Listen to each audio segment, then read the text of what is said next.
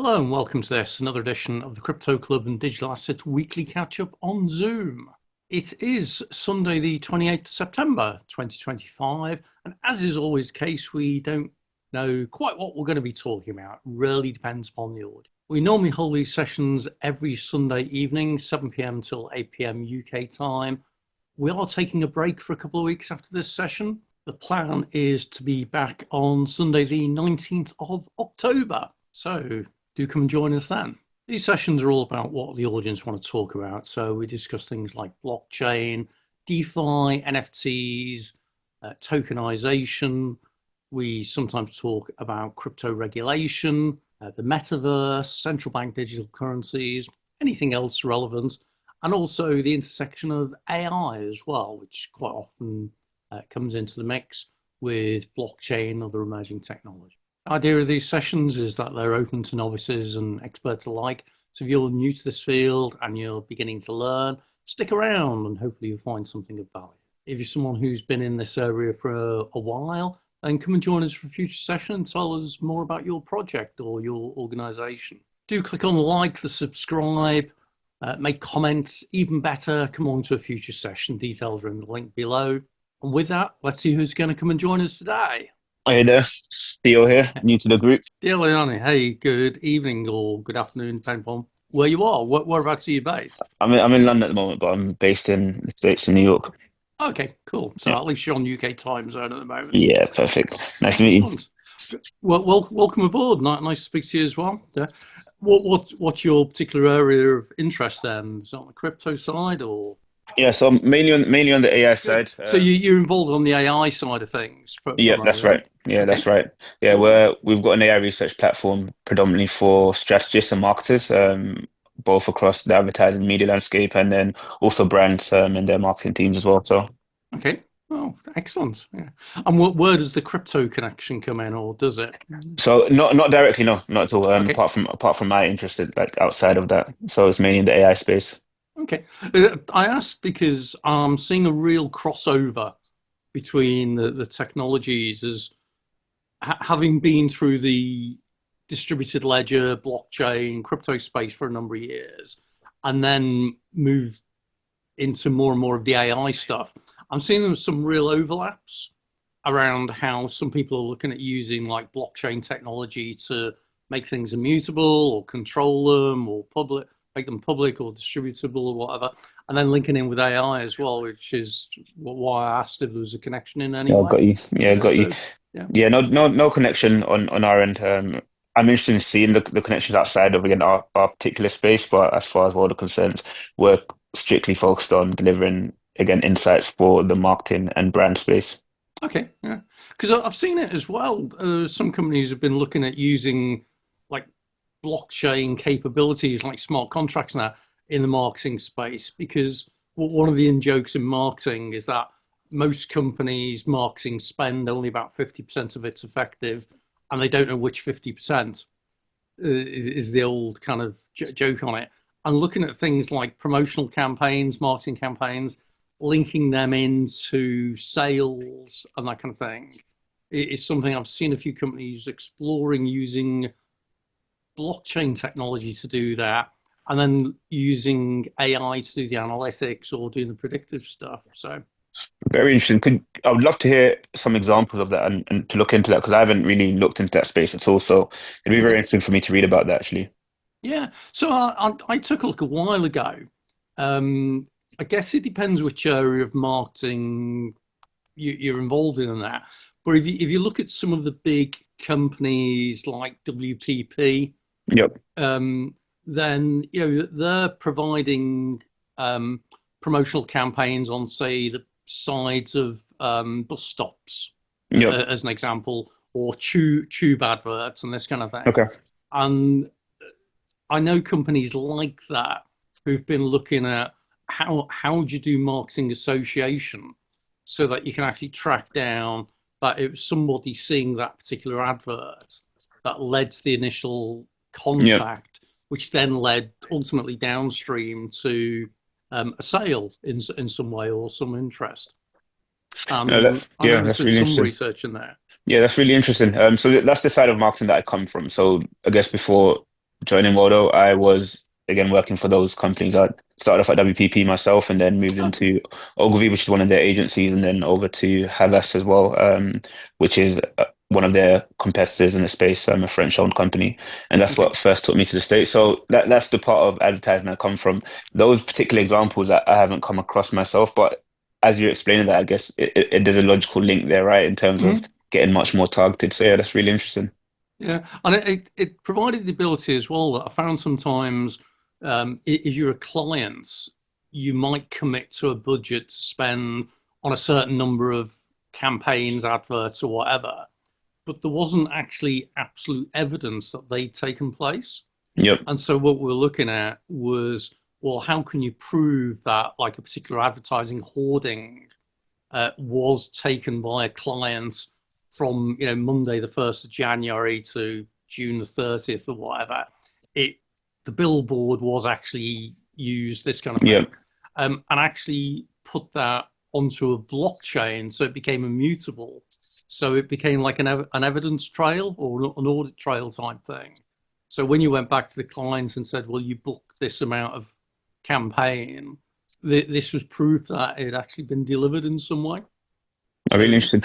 hmm, What, go, what's go ahead. what's your background, Gary? Would just love to know out of Uh, curiosity. Yeah. yeah, sure. So I think ultimately data is if you chop my head off, it'll have the letters DATA in there. So I've been fascinated around emerging technology for many years. My background originally is retail, Okay. so like chain store type stuff. I've worked through a number of industries, moving on from retail, pharmaceuticals, commodity trading, um, the wine industry, some FMCG stuff, commercial insurance, law, legal sector, finance, banking, various other things. So there isn't a sector that you haven't touched, is there? There is. I've had this conversation with a few people, and I actually discovered that I hadn't worked in telecoms, but now I actually have. I've done some stuff with a mobile provider, and a couple of things in that. Um, and the civil service. So I haven't worked in public sector, or not, Very interesting. or rather, to be correct, I haven't worked in UK public sector because I've done some advisory stuff with some foreign governments around things. So some of whom I can talk about, and some of whom I can't. So. That makes a lot of sense. So within all of those sectors, you've been primarily in the data roles, right?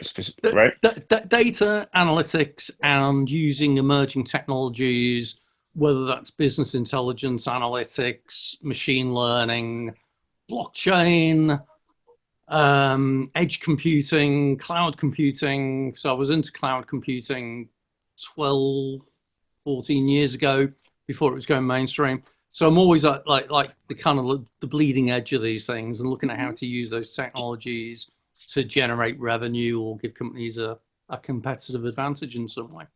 So how have you seen things change with the latest technology out there, from like sort of AI to blockchain? How have you seen things Generally, changing? Yeah. generally it hasn't. Uh, Okay. Ultimately, it's technology comes along with new shiny toy, and that new shiny toy might have been blockchain in 2015, 2016. It might have been machine learning in 2022, 23. It may have then been generative AI in 2024 or agentic AI in 2025, which are all evolutions of AI, Yep. as you probably know. Um, and it all comes down to the actually what's the business case, what difference does it make, and how much does it cost, and how can it benefit my business.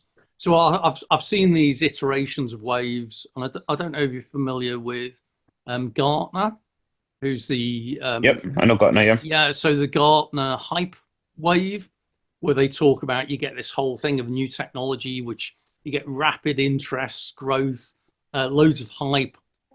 You go through this period where they call the peak of inflated expectations, where everyone's reading what's on the back of The Economist or whatever. They're all investing in it because the consultants are telling them to. Then you get the trough of disillusionment, which is where they discover it's never as good as it's claimed to be. It's never quite the level it needs to be.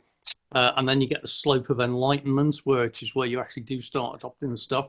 So I've actually seen that played out several times in different technologies, whether it's right the way back to the days of relational databases when they kind of kicked off in the 80s and that kind of thing. So I've seen this cycle many times. So Yeah. where do you think we are on that cycle right now, with businesses adopting AI for business use cases? So it depends which element of AI. So this is where again it comes down to definitions. So AI, if you read the latest material coming out of the EU around regulating AI, it's almost the regulation of any algorithmic calculation. So anything that involves a formula, basically, which is ridiculously wide. That means ultimately Excel is Yep. AI. Hmm. It's quite so. If you think of it more strictly in terms of what we're seeing, so things like ChatGPT, which is generative AI, I'm seeing companies adopting that as like a chatbot front end. Yep. So done some work, funnily enough, of hearing from a telecoms company about 6-8 weeks ago, where they've actually introduced Gen AI as the customer facing chatbot. So it acts as their first line of support, and it goes through, tries to deal with the main problems, and when it gets stuck, eventually it reroutes it to a human being still. So I'm seeing examples of that being used. Agentic AI, which is kind of like the Yep. next hype. I'm not seeing many examples of that being adopted at scale yet. I'm Yep. seeing companies who are doing proof of concepts, they're doing explorations, they're trying it out. And then the next stage after agentic AI, depends what direction you want to go, things like Guardian AI. What's Uh, Guardian AI? Can you so, elaborate on so that? yeah, so Guardian AI, if you think, first of all, let's explain what agentic AI is. That agentic AI is where you've got an AI capability that is able to do a specific task. Yep. So, it might be it's very good at finding airline seats to book on Yep. as a fairly focused thing. And then you might have another agentic AI, which is good at booking hotel rooms. Yep. And then another one that's good at booking taxis. Well, at some point, um, if you're planning a trip, then you want an overall orchestration of all of those. So it books your flight, it books your accommodation, it books your hotel, and they all interact with each other so that the flight booking AI knows it's booked your flight out of Heathrow to Miami on this date, blah, blah, blah. Your trip, your Uber AI or whatever knows that you're going to need a taxi from Miami airport to wherever, and your hotel AI knows when you're being collected there. You need to compose that in some way so they're orchestrated and working together. What you then need is another layer of AI to make sure that those AIs don't go outside of the bounds of what they should be operating in. Okay. So what you don't want is an AI where you've given it, you may have used, what is it? I'm trying to remember the exact phrase now. I hear so many of these things now. Where you basically give them the AI an incentive to work out the most optimal way of doing something. Yep. Okay. So you give it a reward-based system or Hmm. whatever. Well, was the risk that if you don't think about what the reward mechanism is, it might actually go routing you a completely different direction because you've told it to get you the cheapest flight. Yep. And the cheapest flight to Miami might actually be via London Three to different destinations. Amsterdam, Yeah. Yeah. via Yep. Azerbaijan, whatever, and it takes you 3 weeks, kind of thing. So what you need is Guardian AI that sits on top of everything to make sure everything operates within the bounds of what it needs. Okay. Uh, Got so you. so so so Guardian AI is kind of like on the leading edge of the new and emerging stuff. And then the other thing is things like is it MCP? MCPs. Yeah. Yeah, we're using MCPs, which are basically the AI equivalent of an API. Yep. So getting different things to talk to each other. it is a growth area. And then the whole orchestration layer on top of that, Yep. again, type thing. So I'm seeing all of these things coming in. So Elena's joined us and is probably thinking, what on earth are we talking about here? Hello, So sorry to interrupt. What is NPI? MCPs. MCPs. Yeah. MCPs, they're similar to API endpoints, but for agentic solutions. Is my understanding of it. I'm not a developer by any means, but that's how our Okay. team has explained, or how I've understood the explanations from our team. So I'll try and explain it slightly less technical. An API, first of all, is an application programming interface. So it's if you've got two computer systems, how do you get them to talk to each other? So effectively, if you've got like a payroll system and a payment system, so the payroll system works out your employees, how much they should be paid, and then a payment system interacts with your bank account to actually make the payments. They might be two separate systems, and you need to work out a way of how do you get your payroll system to talk to your payment system, okay? And you might do that through an API, which basically says, I'm going to send a message, and that message is going to include the following details: bank account name, bank account sort code, approval, amount, payment date, and unit of currency, for example. So 5 or 6 things. Your API on the payment side is going to say, well, I'll talk to your payroll system, and I need the following information. I need your bank account sort code, blah, blah. So all of those same things.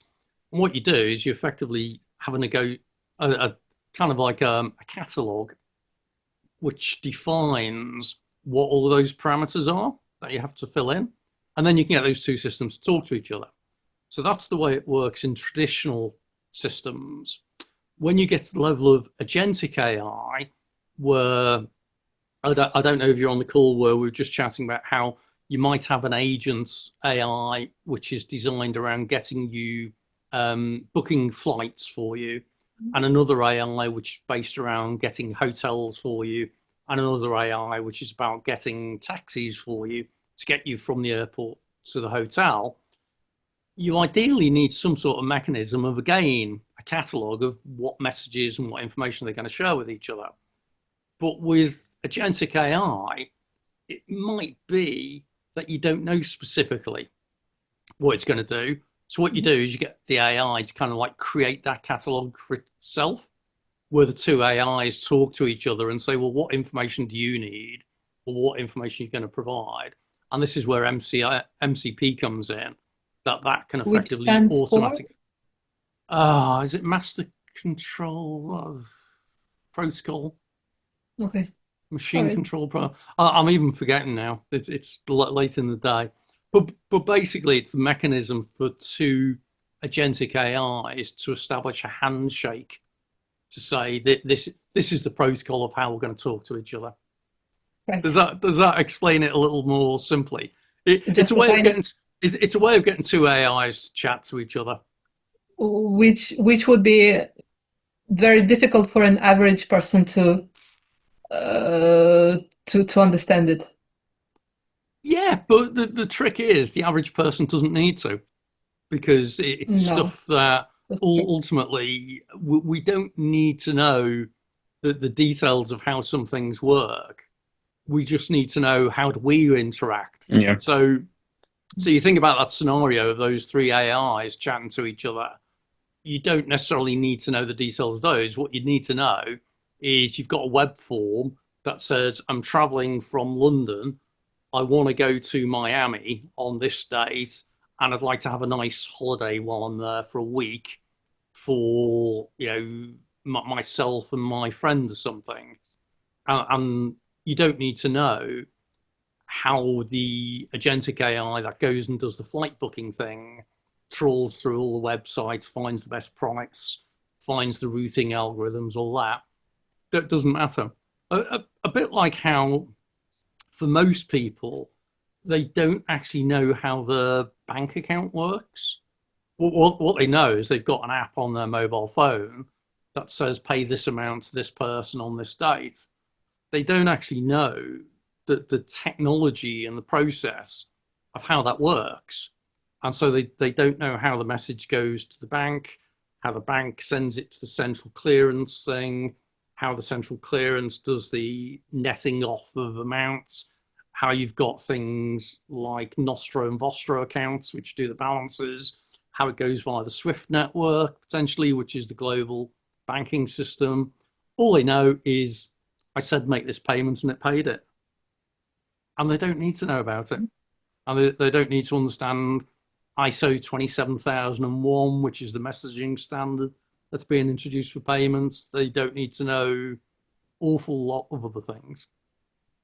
It's magic. No, they don't. No. Yeah, where it's useful is, for example, if you have your own platform and you see another platform with good functionality, right? And you want to bring that functionality or a tool from that platform directly into yours, then that's when you need those endpoints so that you can plug company X's functionality into your platform, for example. So that's where it becomes useful. Yeah. Another one, and Elena, this will resonate with you, is how do you get two metaverse platforms to talk to each other? Exactly. Yeah, you think so. Theo, Elena is a bit of an expert on metaverses, I would say, or the metaverse, depending upon which way you want to do it. Nice to meet you, Elena. Nice to meet you too. So you think about how you might have an object in a metaverse that's being managed by Louis Vuitton. I think LVMK were doing a metaverse, weren't they? And you might want some sort of interoperability where that can actually be viewed through Roblox, for example, where Roblox run their own gaming metaverse or Fortnite or whatever. You need some sort of mechanism that gives the ability to describe what the object is and its characteristics and all this kind of thing. So in gaming in particular, if you're trying to move an avatar from, say you were trying to do it from Roblox to Minecraft, two different platforms, how do you describe, this suit of armor I've got and what its properties are and this kind of thing? Well, they would need to be of the same ERC standard. Yep. And yep. As you log into any type of the metaverse, you would need to be able to bring all your NFT possessions with you. Yep. Yeah, which is where things like, is it ERC 721s and that, if I remember correctly? Yes. Yeah. I think so. That all links together. This is great, Theo. If you ever want someone to talk numbers and letters, well, I'm your man. Good to know. I'll keep that in mind. It makes it sound like I know what I'm talking about. but then I call upon the real experts like Elena who actually do. So.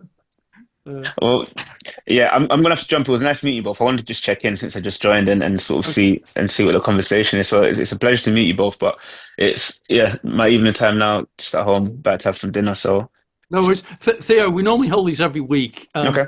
But there isn't going to be one for 2 weeks. Okay. So the next get together is 19th of October. So come and join us then. Okay, perfect. Well, I'll see you guys soon. Cheers then. Bye. Nice meeting you. You too, Elena.